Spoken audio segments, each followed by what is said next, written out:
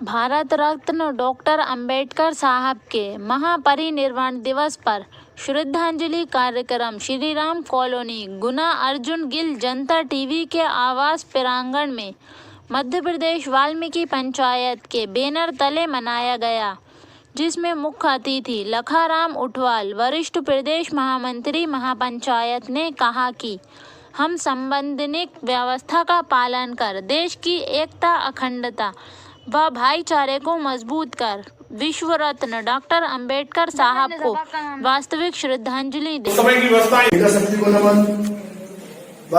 and most grateful to things and be ownership for Madhya Pradesh Valmiki महापंचायत के प्रदेश महामंत्री हमारे बीच पधारे हुए। और जब बाबा साहब गए तो हमने भी मानवता का गुण सिखा गए। तो आज हम सभी वक्तागण, श्रोतागण जो भी यहाँ पर उपस्थित हैं, एक संकल्प लेते हैं कि हम हमेशा बाबा साहब का दिखा हुए मार्ग पर चलेंगे और उनके संदेशों का और आदेशों का पालन करेंगे। तो आज महापरिनिर्वाण दिवस हम क्यों मना रहे हैं बाबा साहब का? उस जमाने में जब अंग्रेजों का शासन रहा, हमारा देश गुलाम था, उस पीरियड में भी बाबा साहब जैसी शख्सियत एवं सपूत, भारत भूमि की वो सपूत किसी जाति, किसी वर्ग, किसी धर्म का वो सपूत नहीं थे।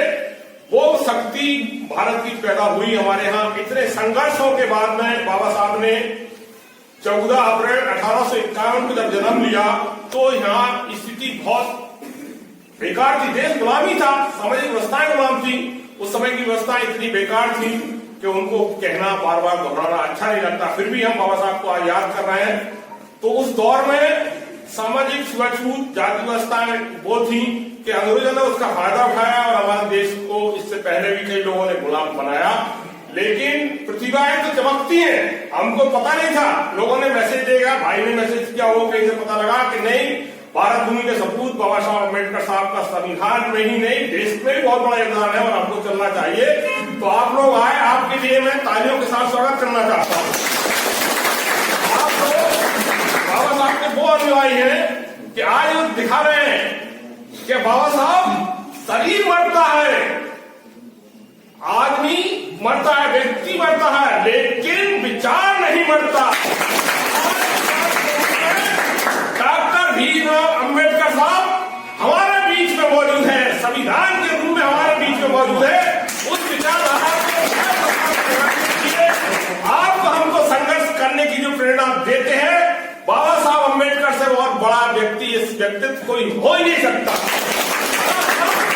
समाज के चश्मा से, जाति के चश्मा से निकाल करके अगर बाबा साहब को देखें, वो व्यक्तित्व है, वो आंदोलन। अगर मैं कहूं कि मैं ही बोल रहा हूं 8 घंटे का भारत के प्रधानमंत्री नरेंद्र मोदी का भाषण भी सुन लेना, तो जो वो किस रूप में बोलते हैं, किस मकसद से बोलते हैं, उनका मकसद अलग होगा। लेकिन सच्चाई वही है कि उस जमाने में अगर भारत से कोई सपूत था, ऐसा संविधान बनाने वाला, तो भारत रत्न B.R. अम्बेडकर साहब थे, जो उनकी मेहनत के अंदर उन्होंने अपना संविधान बनाया। शिक्षा की बात होती है, उन्होंने इतनी मेहनत के, और एक सेनानी परिवार रहे, वो उनके फादर सैनिक में थे। तो वहां से जब उन्होंने पढ़ाई करी, स्कूल से पढ़ाई की, वहां के गायकवाड़ जो थे उनको छात्रवृत्ति दी उस व्यवस्था के तहत। बॉम्बे यूनिवर्सिटी से, बॉम्बे कॉलेज से उन्होंने पढ़ाई करने के बाद में उस स्कॉलर के आधार पर वो अमेरिका गए और अमेरिका में डिग्री हासिल करी। अब बात नहीं आती कि जब तक पूरी बात नहीं होती तो अन्याय हो जाएगा बाबा साहब के साथ में, भले ही हम गिने चुने लोग सुन रहे हैं। तो वो बुलेट व्यक्ति जब पढ़ के आते थे, बीच में रेस्ट मिलता था, तो बीच में इंटरवल मिलता था, तो बाबा जी अलग से जाकर के लड्डू खाते। तो वहां के लोग, बहनी ये सच्चाई है, उनकी आत्मकथा में हमारी आत्मकथा जानेंगे लोग, देखेंगे परिवार में कोई बोलेगा कि हमारे परिवार में ऐसे हैं, तो उनके जो निःसचिव थे, उनकी लेखिका मैंने पढ़ी, आत्मकथा में पढ़ा है। तो वो लोग देखते थे, स्टूडेंट यह भारत से भी आया है अम्बेडकर, बहुत तेज पढ़ता है कि जरूर कुछ जड़ी बूटी, मेवा, मिष्ठान ऐसी बुद्धि की चीज लेके आया है यार, कि अंदर जाकर अकेला क्यों खाता है अम्बेडकर। तो एक बार अंदर चलेगा, वो उनके दोस्त सारे लोग मिलकर के चलेगा, उनके नाम भी है साहब है, उन्होंने उसकी वो पोटली बाबा साहब की छीन ली उनने देखा तो बाबा साहब घबरा गया। वो बोलते मेरी व्यवस्था, मतलब मैं यहाँ भारत का प्रतिनिधित्व कर रहा हूँ और मेरे गरीबी के अंदर मेरे को मेरी माँ ने, मेरे परिवार के लोगों ने जो आटे से गूंद करके जो लड्डू बनाए थे, अगर कम पड़ जाए 10-12 दिन तक, ये कम से कम तुमको चल जाएंगे, वो खा रहे थे। तो मैंने देखा यार ये भाई मेरे पास तो ये लड्डू मोतीचूर लड्डू, तो वो खा करके भारत का हमने वहां खा करके लड्डू को खा करके वो पढ़ाई की।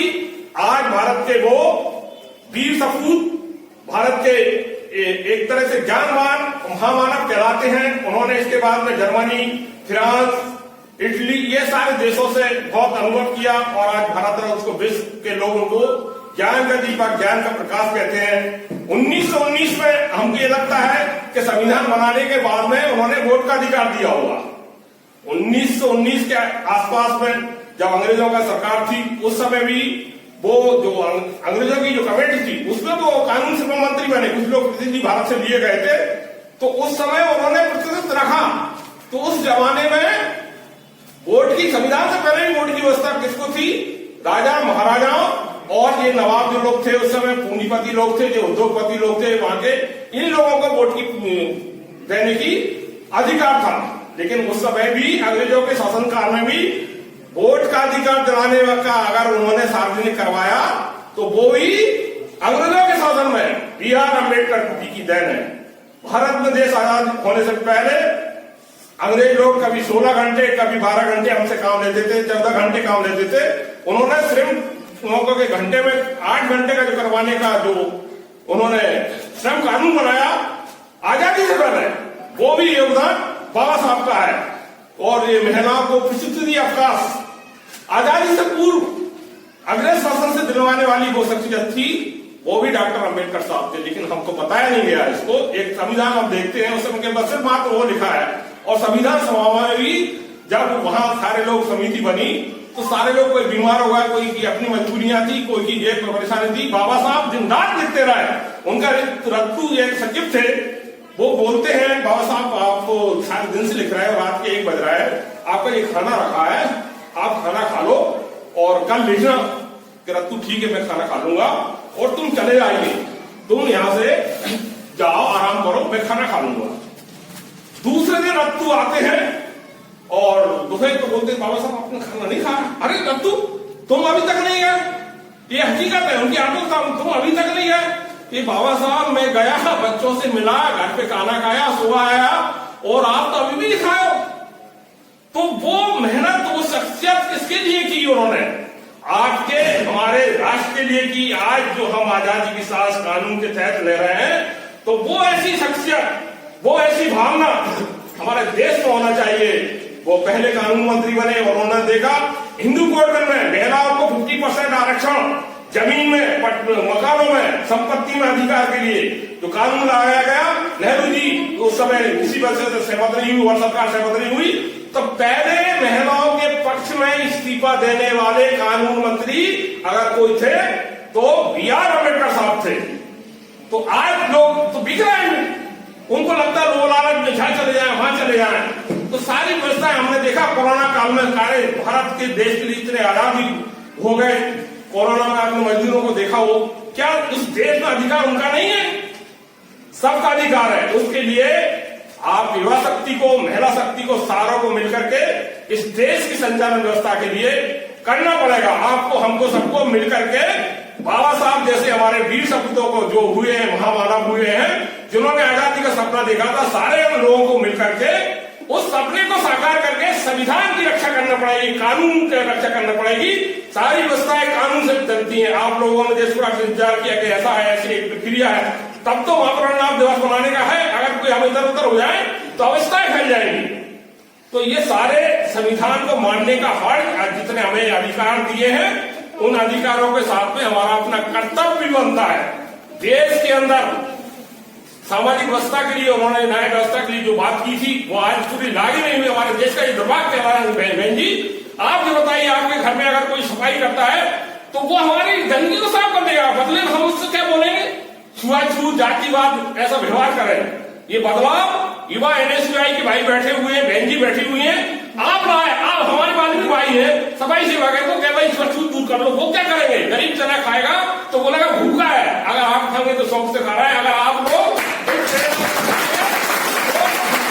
हमारी शक्ति 4 गुनी हो जाएगी और अंत में सबको मरना है। बाबा साहब गए, हमारे पुरखे गए, हम भी मरना है, लेकिन हमारे लोग याद करेंगे कि भाई वो एनुसय के रघुवंशी आए थे, शर्मा बहन जी आई थी, वो कुशवाहा जी आए थे, वो रायपाल भाई आए थे भीम आर्मी के, वो भाई जगराम धूरिया आए थे, वो भाई अर्जुन गिल आए थे, वो भाई हमारे रंजीत दौलपुरी आए थे। ये सब लोगों ने एक संदेश दिया था कि मानव मानव समान है, सबको मिलकर के भाईचारे से लेना है। जब हम भाईचारे से रहेंगे तो हमारे देश का क्या होगा? विकास होगा, एकता अखंडता मजबूत होगी। ये जाति व्यवस्था, ये धार्मिक व्यवस्था सब खत्म होना चाहिए, तब तो सच्ची श्रद्धांजलि है। और कुछ कहना चाहता है, मरते सारे लोग हैं। बाबा साहब के बारे में जितनी हम कम बोले सूर्य के समान है। एक मोमबत्ती के रूप में प्रकाश हम क्या दिला सकते? मेहनत से उठा हूं, मेहनत का दर्द जानता हूं, जमीन से उठा, पुराना दरख्त था खेल गया, आंधिया तूफान। तो ये पुराने जमाने के लोग थे, इतना सब झेल गए। आज हम अपने एक परिवार को नहीं समझ पाते, भाई को नहीं समझ पाते, रिश्तेदारों को नहीं समझ पाते। उन्होंने इतना अपना बच्चों को पता लगा उनका बच्चा खत्म हो गया और उसके लिए कफन नहीं था, तो वो अपनी उनकी पत्नी का साड़ी बांध करके उस कफन को में देती है। वो बोलते कि नहीं, मेरे लिए देश के लिए जाना है, देश के लिए काम करना है। तो आपने अपना अमूल्य समय निकाला है, आपने देश के लिए निकाला, आपने अपने इस भलाई के लिए निकाला, गुलाम सामाजिक समरसता का पाठ पढ़ाने के लिए निकाला है। अपने बच्चों को सब लोग पालते, रिश्तेदारों को सब सम्मान देते हैं, लेकिन आपने बहन जी आकर के जो रूप दिया है और हमारे लोगों के लिए जो झगड़ा फैलाया है, एनएसयूआई के भाई रघुवंशी है, भाई शर्मा है, जो कुशवाहा जी हैं, जितने भी हमारे भीम आर्मी के जवान जो लोग हैं, जो अन्याय अत्याचार होते हैं, उसके लिए संघर्ष करके आज आपने जो पाठ सिखाया है, मुझे लगता है कि आपके बीच में आकर के मैंने अच्छा काम किया। और बाबा साहब के जो फॉलोअर्स के रूप में मेरा नाम है, वो मुझे अच्छा लगा, मुझे खुशी हुई कि आज कहीं ना कहीं हम श्री राम कॉलोनी में गुना के अंदर ये ऐसी भावना। और हम कोई नेता थोड़ी, आप भी कोई नेता है, आपके लिए कोई उम्मीद नहीं है टिकट की, ना विधायक सांसद बनने की उम्मीद नहीं है। आप क्या चाहते हैं और हम क्या चाहते हैं? बाबा साहब का सामाजिक समानता का सपना देश में बनना चाहिए, यूनिटी एकता होना चाहिए। आपने मुझे सुना, सम्मान किया, आपका धन्यवाद। जय भीम, जय भारत, जय संविधान। धन्यवाद। बाबा साहब के वो अनुयायी है कि आज वो दिखा रहे हैं कि बाबा साहब शरीर मरता है, आदमी मरता है, व्यक्ति मरता है, लेकिन विचार नहीं मरता। डॉक्टर भीमराव अंबेडकर साहब हमारे बीच में मौजूद है, संविधान के रूप में हमारे बीच में मौजूद है। उस विचारधारा को आप हमको संघर्ष करने की जो प्रेरणा देते हैं, बाबा साहब अंबेडकर से बहुत बड़ा व्यक्ति, इस व्यक्तित्व कोई हो ही नहीं सकता।